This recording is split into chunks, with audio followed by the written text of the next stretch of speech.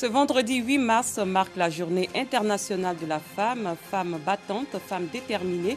Dans ce journal, nous irons à la rencontre d'une jeune dame devenue chef d'entreprise après avoir traversé des moments difficiles. En Irak et dans l'ensemble du Moyen-Orient, la résistance aux antibiotiques est un problème récurrent. C'est quand empêche la bonne prise en charge des infections bactériennes. Bonsoir, merci de suivre le 19h. Les femmes sont à l'honneur ce vendredi 8 mars. Marie Zongo est une veuve de 38 ans. Après le décès de son époux, elle a décidé de vendre du jus de gingembre, bissap et de mil. Ce commerce lui permet de nourrir et scolariser ses 5 enfants, mais aussi de payer ses factures d'eau et d'électricité. Pagasso connaît l'a rencontrée. Sortir les jus de bissap, de mil, de fruits de passion, entre autres les 2 congélateurs qu'elle possède en vue de les commercialiser, c'est le quotidien de Marie, la trentaine révolue. Veuve et mère de 5 enfants, elle habite le quartier Sabouran QG dans la commune d'Abobo. Chaque jour, le scénario est le même. Aidée par l'une de ses filles, elle transporte les jus de la maison à sa charrette stationnée en bordure de route non loin de la cour. Des jus qu'elle se voit obligée de vendre en vue de s'occuper de ses enfants en classe de CP1, de CM1, de CM2 et de 5e. Mon mari est décédé, c'est ça que je vends. Je règle mes enfants, je paie maison, je paie courant, je paie leur école. On mange dedans. S'ils sont malades, c'est moi qui m'occupe d'eux. Je l'envoie à l'hôpital, je paie les médicaments. Je n'ai pas de mari. La charrette à peine remplie, que des clients se précipitent pour en acheter. 100 francs, c'est le prix d'une bouteille. Il faut parcourir tout le quartier et certains garages pour satisfaire sa clientèle. Marie est hélée de partout. Passants, restauratrices, vulgarisateurs, infirmiers, vendeurs de pièces auto, ferrailleurs, tous sont servis.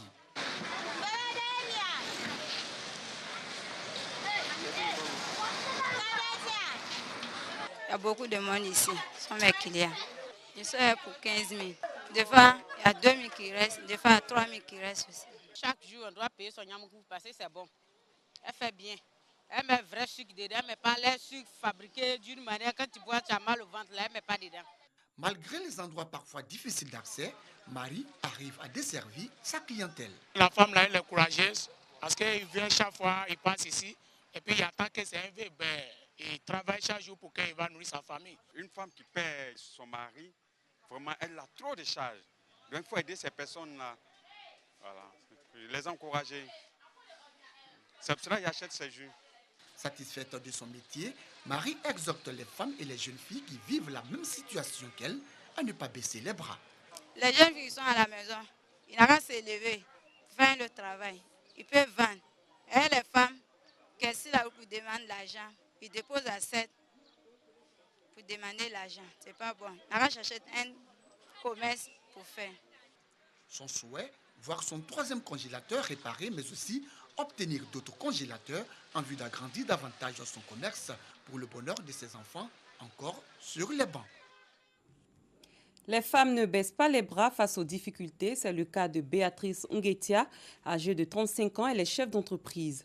Mais le chemin n'a pas été facile pour elle. Tout a commencé par la gestion d'une cabine téléphonique dans la commune de Yopougon. Ensuite, c'était la vente de sacs à main, chaussures, puis de jus de gingembre et de bissap. Aujourd'hui, Béatrice Nguetia gagne bien sa vie. Elle est chef d'une entreprise de vente de voitures et de matériaux de construction, mais également coach en motivation. Nous Sangaré, Pagasso Reconi. Béatrice, 35 ans, est chef d'une entreprise d'automobile. Pour en arriver là, que de chemin parcouru. J'ai commencé par une cabine téléphonique en 2006 exactement. Voilà, donc je voulais aller vivre sur la cité, donc j'avais besoin d'un peu d'argent. Je venais de finir le DUG 2 et c'était pour maintenant la licence et la maîtrise. J'ai une maîtrise en criminologie. Alors, je suis allée faire 2 ans sur la cité. Et comme j'avais besoin d'argent, j'ai initié cette activité-là pour avoir un peu de moyens pour survivre, payer ma chambre de cité, comme on le dit quotidiennement, et la nourriture, etc. En son temps, nous avions 35 à 45 000 francs de bénéfices. Et moi, je faisais au moins 3-4 par mois. Donc, ça me faisait environ 130 000 francs par mois que j'avais. Et donc, quelques temps après, je pense que presque un an après, je m'investis ensuite dans la vente de chaussures. et le sac à main. Et là, je commence avec encore 500 000 francs. En 2010, la jeune Béatrice voit ses affaires chuter quand survient la crise post-électorale. Je vendais des sacs à main et après la crise, il y a eu plusieurs clientes qui étaient parties au Ghana, qui ont perdu leur emploi également. Donc, c'était un peu compliqué pour moi de récupérer. Passé cette période de difficultés, elle s'adonne à la vente de jus, de bissap et de gingembre. Et c'est dans cette activité que Béatrice découvre le monde de l'automobile. Mais je me ressaisis ensuite et je recommence à vendre du jus, de bissap et de yamoukouji dans les menuiseries, dans les garages automobiles, dans les gares routières, jusqu'à ce que je rencontre un mécanicien qui vendait des véhicules en son temps.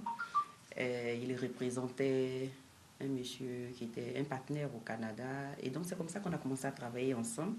Et quand je vendais un véhicule, j'avais 2,5% du montant du véhicule. Je me rappelle très bien qu'en son temps, j'avais vendu un véhicule de 15 millions et j'ai touché que 375 000 francs.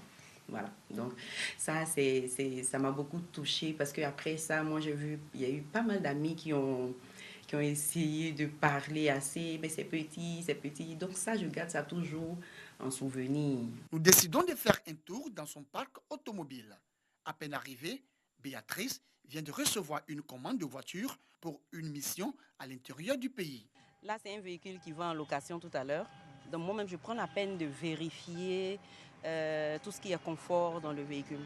Voilà, la climatisation, je regarde l'intérieur du véhicule parce que c'est très important pour moi. Je vous l'ai dit tout à l'heure, moi-même, je suis une femme dans un milieu d'hommes et donc les détails, vraiment, ça m'intéresse. Ambitieuse et entreprenante, elle se lance également dans la vente des matériaux de construction où elle ouvre une quincaillerie dans la commune de Yopougon.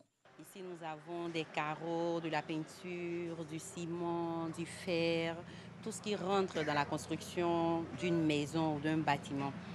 Voilà, donc nous sommes ici avec pas mal de partenaires qui nous aident, qui nous ont aidés à s'installer également. Mais nous sommes partis aussi d'un petit truc, comme d'habitude, et au fur et à mesure, nous avons eu pas mal de partenaires qui nous ont fait confiance et avec eux, nous avons travaillé à agrandir le magasin en question.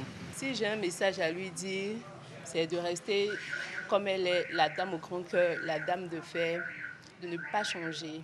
Adepte du leadership féminin et convaincue que la femme doit jouer pleinement son rôle dans l'évolution de la société, en 2018, elle se présente aux élections locales à Kwasidatekro, localité située dans la région du Gontougo. Depuis l'histoire de la mairie de Kwasidatekro, je crois en 1985, jamais une femme s'est présentée. Nos parents sont beaucoup musulmans, donc la place de la femme n'est pas vraiment aisée, c'est au second plan, bon, à cause bien évidemment des poids, des préjugés également. Les femmes aussi sont derrière et puis les perceptions culturelles qui astreignent les femmes à l'arrière-plan. Mais il fallait aussi que là-bas on sache que les femmes aussi peuvent évoluer. Elles peuvent elles aussi se présenter à des élections. Fort de toutes ces expériences, Béatrice est aujourd'hui coach en motivation. Vendredi 8 mars, journée internationale de la femme, thème choisi en Côte d'Ivoire, le numérique, une solution pour l'autonomisation de la femme ivoirienne. C'est la ville de Bouaké qui a accueilli cette année la célébration de l'événement. La cérémonie marquant les festivités s'est déroulée en présence de la première dame Dominique Ouattara, marraine de cette journée, et de Henriette Konon-Bédié. Les deux dames ont marché côte à côte pour honorer les femmes dans la capitale de Béké. La journée internationale de la femme met l'accent sur la lutte pour les droits des femmes, notamment la réduction des inégalités par rapport aux hommes. Ce rendez-vous annuel permet de faire le point des progrès réalisés en faveur des femmes et d'insuffler des changements significatifs. Le gouvernement ivoirien a mis en priorité la mise sur pied de fonds d'aide à la femme et l'autonomisation des femmes par le numérique. On écoute à présent le ministre de la Femme, de la Famille et de l'Enfant, Liramata Bakayoko. De nombreuses études ont montré que l'autonomisation de la femme contribue à améliorer la croissance économique. Nous avons justement choisi le thème suivant, c'est-à-dire que le numérique, une solution pour l'autonomisation de la femme. En fait, l'objectif, c'est quoi? C'est d'accélérer cette autonomisation de la femme en intégrant les TIC dans les activités de la femme.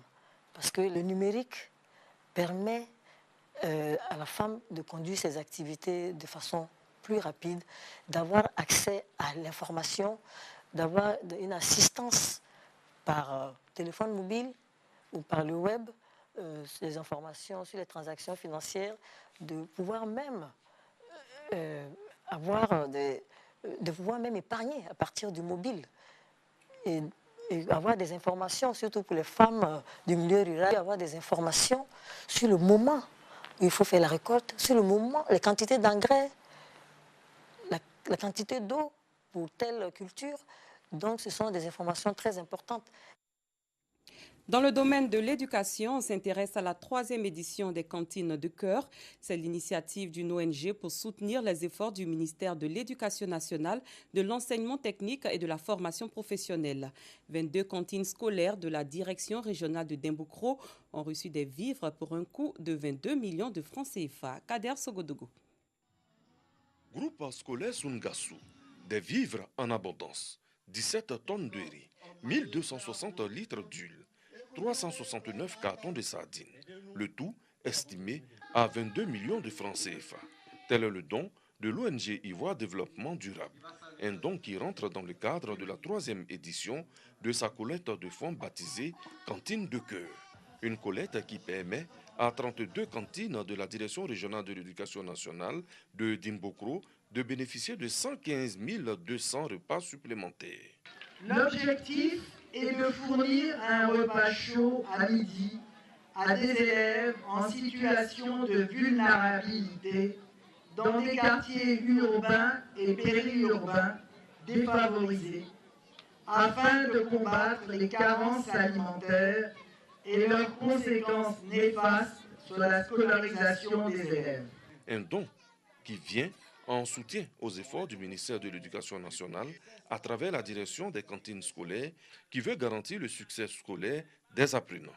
Le programme d'alimentation scolaire a démarré en 1989 en Côte d'Ivoire avec 277 cantines pour atteindre en 2018-2019 5688 cantines scolaires.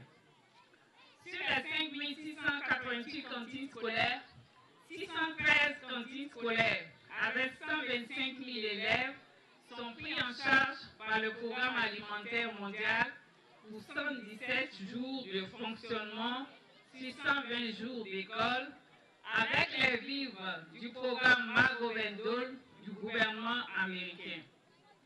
4 746 cantines scolaires avec 850 000 élèves sont pris en charge par le gouvernement ivoirien. À ce don de vivres s'ajoute un autre de la Fondation Orange qui offre un important lot de vaisselle. Ailleurs, une coupure d'électricité massive a plongé le Venezuela dans le noir. Caracas et presque tout le pays étaient dans l'obscurité hier. En cause, une gigantesque panne d'électricité attribuée par le gouvernement du président Nicolás Maduro à un sabotage de la principale centrale vénézuélienne. Près de 8 heures après le début de la panne, les lumières ont commencé à se rallumer dans certains bâtiments de l'Est de la capitale. La résistance aux antibiotiques est l'un des défis majeurs de santé publique du XXIe siècle. Sur le terrain, Médecins sans frontières constate une recrudescence des cas de résistance qui empêchent la bonne prise en charge des infections bactériennes. En Irak et dans l'ensemble du Moyen-Orient, c'est un problème récurrent face auquel Médecins sans frontières met en place de nouvelles solutions. C'est le cas de la structure de soins post-opératoires ouverte l'année passée à Mossoul-Est. Fin de ce 19h. Merci de l'avoir suivi. Très bonne soirée. À très bientôt.